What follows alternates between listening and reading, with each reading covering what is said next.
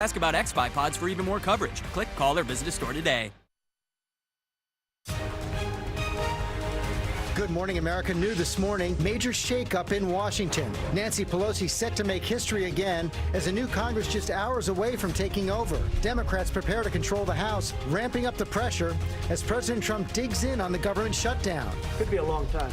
It's too important a subject to walk away from. Can the new divided government strike a deal? Also this morning, that dangerous storm slams the South with heavy rain and ice. Schools closed down. And another system sending this dust devil tearing across a playground. Now the new alerts as the storm moves east. Deadly prank. The 14-year-old now in custody facing a murder charge. How tossing eggs at cars led to this deadly high-speed chase. Apple's stunning announcement. The tech giant's stock tumbling. What led to the nearly $50 billion plunge? And will this mean less expensive iPhones? ABC News exclusive. The last days of JFK Jr. Rare footage and new interviews reveal intimate details about the turmoil in his personal life. First on GMA this morning. And for the last time ever, landing on the dark side of the moon. The brand new images just revealed this morning. Live in Times Square, this is GMA with Robin Roberts, George Stephanopoulos, and Michael Strahan. Nice tune to begin the morning. Good morning, America. And look at this wonderful crowd. They were outside. They're from Texas. I like this. Please don't turn me away. I want it to be a good day. There was no way we were going to turn you away. So a little smile right there. You know, it is a big day in Washington. New Congress taking over just hours from now. New leaders will be sworn in. Nancy Pelosi will once again become Speaker as the Democrats take over the House. Republicans make gains in the Senate. She will make history as she becomes Speaker again. It's going to be the most diverse Congress in American history. More women serving than ever before. 25 in the Senate, 102 in the House, 43 women of color, including the first two Muslim-American congresswomen, Democrats, Ilhan Omar from Minnesota, Rashida Tlaib from Michigan. They're going to take the oath of office on a Quran that belonged to Thomas Jefferson. And New York Democrat Alexandria Ocasio-Cortez will become the youngest woman ever to serve in Congress. And all of this is taking place as the government shutdown. It hits day 13. President Trump and the Democrats both digging in after that White House summit. And the question this morning remains, will this divided government be able to strike a deal? Our senior congressional correspondent Mary Bruce is on Capitol Hill with the latest. And Mary, pressure's on. Yeah, Robin, new pressure and a new era here in Washington. In just a few hours, Democrats will take control of the House, dramatically shifting the power dynamic here in Washington. For the first time, President Trump is going to come up against a divided Congress. And for the second time in her career, Nancy Pelosi will be Speaker. Her first order of business, though, a vote to try and force the president's hand and reopen the government. This morning, Nancy Pelosi is taking the Speaker's gavel and ramping up the pressure on President Trump. We are giving him a Republican path to do that.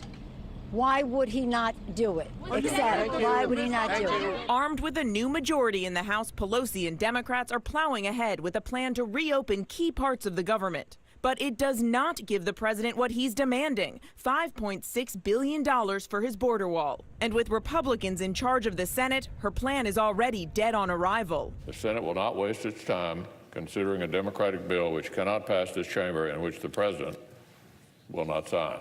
Overnight, the president tweeting, "I remain ready and willing to work with Democrats to pass a bill that secures our borders, supports the agents and officers on the ground, and keeps America safe. Let's get it done." But the president is publicly rejecting a potential compromise, a $2.5 billion plan proposed by his own vice president. No, not 2.5. No, we're asking for 5.6. And, you know, somebody said 2.5. No, look, this is national security we're talking about. With no end in sight, the effects of the shutdown are piling up. Trash overflowing in national parks, and those nearly 800,000 government workers furloughed or working without pay. And the president now says brace for the long haul. Could be a long time, or it could be quickly. Could be a long time. It's too important a subject to walk away from.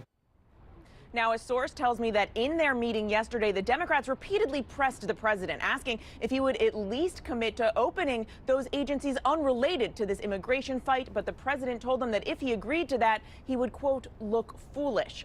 Now, there is talk that they may meet again tomorrow. But, Robin, until then, the stalemate continues. And until then, many people are really feeling the effects of this shutdown. And what can they expect if indeed it does continue like this?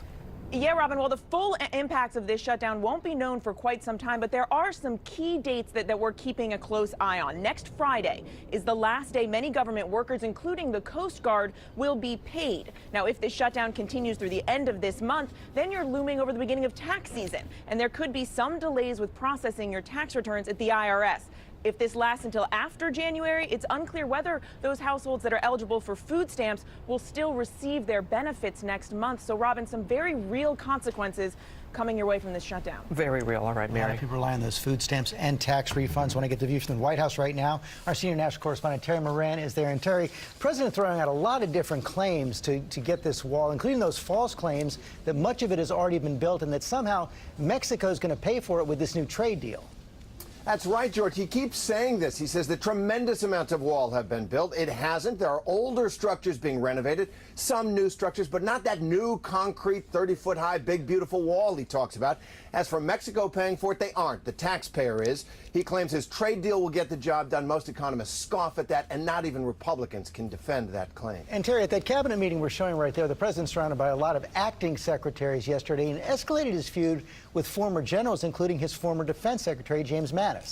That was remarkable, George, to see the president who once talked about his generals being from central casting and General Mattis as Secretary of Defense right at the center of it. He laid into him, really a scathing attack after Mattis's resignation in protest over President Trump's decision to withdraw American troops from Syria. Listen to how the president takes on Mattis and the whole senior officer structure in the Pentagon. But what's he done for me? How has he done in Afghanistan? Not too good. Not too good. So, I mean, I wish him well. I hope he does well.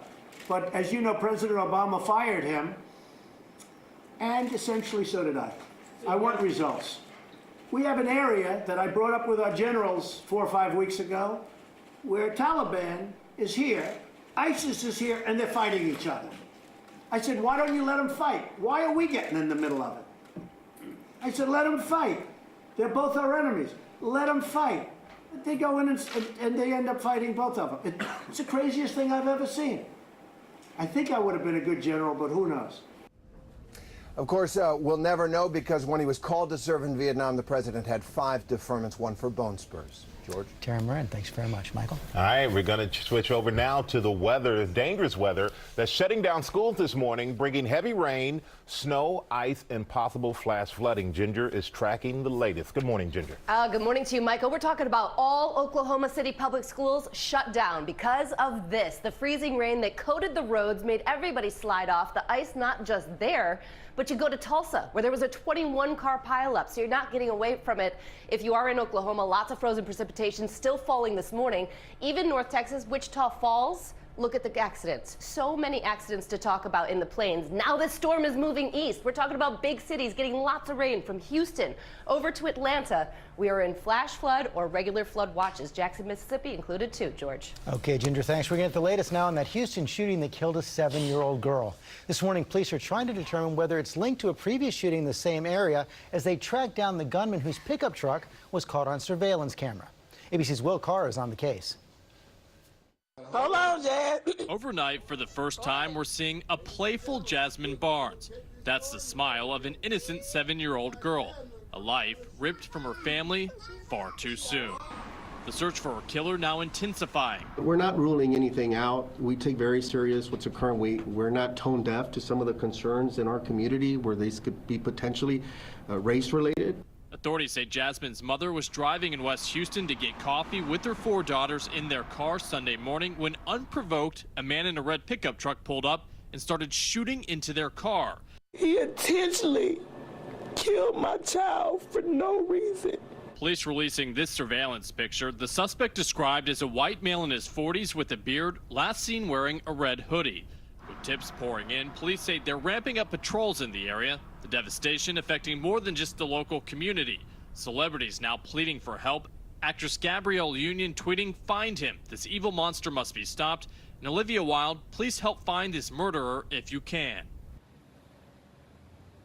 With all the national attention, there's now a $75,000 award. Some members in this community are questioning if the attack was racially motivated. Authorities say they're looking into that. They also say they're taking a second look at a shooting that took place back in 2017 to see if there's any connections.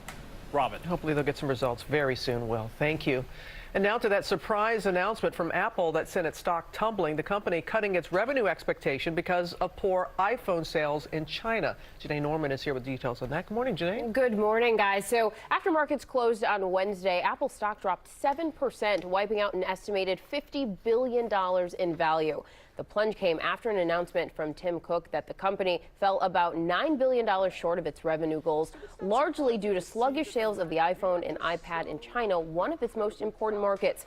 Cook says some of that is because Apple failed to anticipate the magnitude of China's economic downturn, but he told investors that's been made worse by rising trade tensions with the United States. Now, investors remain nervous ahead of the opening bell as Apple and other tech stocks have taken a beating overnight in international markets. So is there any chance that they may lower their prices on the iPhone?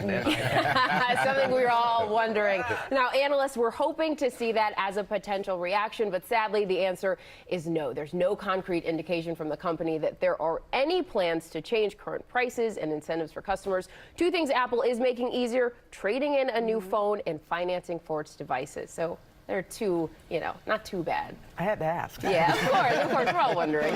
Nice try. We're going to move on now to new developments in the case of that American arrested in Russia accused of espionage. The U.S. ambassador met with Paul Whelan on Wednesday as the former Marine is being held in one of Russia's most notorious prisons. Our chief global affairs anchor, Martha Raddatz, tracking all the latest. Good morning, Martha. Good morning, George. This is a prison known for its harsh conditions, once run by the KGB. This is where his lawyer and the U.S. ambassador visited Paul Whelan. He told the family that Whelan was in good condition, but when and if he will get out of there anytime soon is still a big question.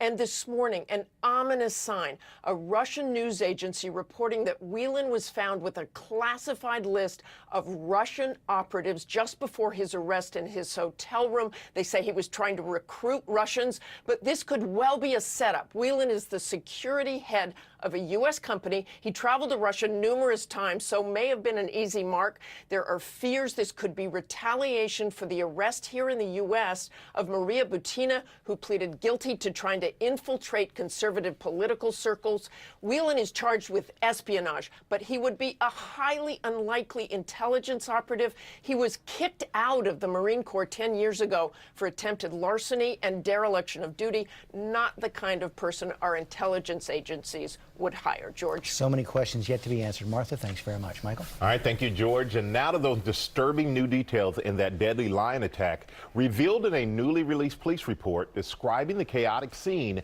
after the animal attacked a 22-year-old intern in North Carolina. ABC's Stephanie Ramos is in Yanceyville with the latest. Good morning, Stephanie. Michael, good morning. Federal agencies are now leading the investigation into whether safety protocols were broken at the Conservator Center after that lion got loose and killed that young woman. A newly released sheriff's report details the chaotic moments after this lion killed an intern at the Conservator Center in Burlington, North Carolina. We have had a lion attack. The general manager making that 911 call from the center's property on her way to the deadly scene. The person that was attacked, how bad are they hurt? They are incapacitated. Investigators say this lion named Mackay broke through a locked enclosure during a routine cleaning, killing 22-year-old Alex Black. The lion is contained. The lion is contained. Okay, good. The police report obtained by ABC News describes workers at the center as unprepared for the sudden and violent attack. Despite being told in the 911 call that the lion had been contained, in the report, Michael Griggs, the first sheriff's deputy on the scene, says he arrived to find staffers chasing the lion, growling and running free near the enclosure, with Black still laying on the ground, unclear if she was still alive. Firefighters using water hoses to contain the animal, while staffers waited for tranquilizers to be delivered from a home on the property. On the first attempt, Griggs writes, the dart appeared to break. He then says a staffer grabbed a blowgun, shooting multiple darts, but the lion showed no signs of going to sleep. Deputies ultimately firing 8 shotgun blasts, killing the lion. We're also hearing the frantic 911 calls made days later at this Florida zoo, where a toddler slipped in between the poles at a rhino exhibit. Is she breathing? Yes, ma'am. We're always looking to improve safety here at the zoo, and we've been doing this without incident for over 9 years, but we've never had anyone slip through the poles before. The toddler airlifted to the hospital, her mother treated as well, injuring her arm while trying to rescue her daughter. The family says in a statement the little girl is in good care and doing well. The attorney for the Conservators Center tells us in a statement overnight they are fully cooperating with all ongoing agency reviews of the incident. They say, quote, "We are not at liberty to provide specific details about the incident, but we can confirm the center's personnel took direction from the on-site first responders, complied with their directives, and provided all requested assistance." Robin. All right, Stephanie, thank you. Now to that 14-year-old that is facing a murder charge after he and his friends threw eggs at passing cars, leading to a chase that ended in a death. Paula Ferris is here with that story for us. Good morning, Paula. Good morning to you, Robin. This happened just outside of Houston. A 14-year-old was behind the wheel when he killed a mother of 2. She was also a grandmother of 4 who was simply visiting her family for the holiday. We do want to warn you, the crash video is disturbing. This morning, a 14-year-old boy faces a murder charge after a dangerous prank led to this deadly crash. It happened in broad daylight on New Year's Day. Police say 3 teenagers driving this GMC SUV without the owner's permission began hurling eggs at other vehicles. In this surveillance video, the driver of this yellow Lincoln Continental chased the teens, allegedly flashed a handgun, and the 14-year-old at the wheel of that SUV sped through a red light, T-boning Sylvia Zavala's pickup truck, killing the 45-year-old mother instantly. Looking at the damage, it's, probably 60 miles an hour at least. Zavala's daughter is in shock. Wonderful woman, happy, always happy, independent. She was about to come home and get her stuff and say bye, and she was about to leave. And yeah, she couldn't say bye. That underage teen driver suffered a broken ankle and has now been charged with murder. He did what he did, and he took my mother's life, so he has to pay for what happened.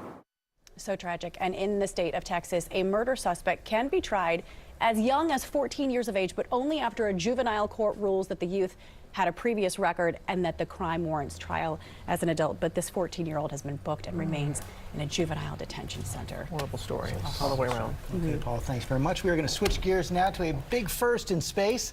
Take a look at these images. For the first time ever, a rover has landed on the dark side of the moon. That's the side of the moon that never faces the Earth. Sent back these photos. It was all done by China. The probe took off in early December. It touched down earlier this morning and sent back these pictures. Great stuff. Wow. Yeah, it's great stuff. Dark side of the moon and cold side of the weather. We're going to go to Ginger.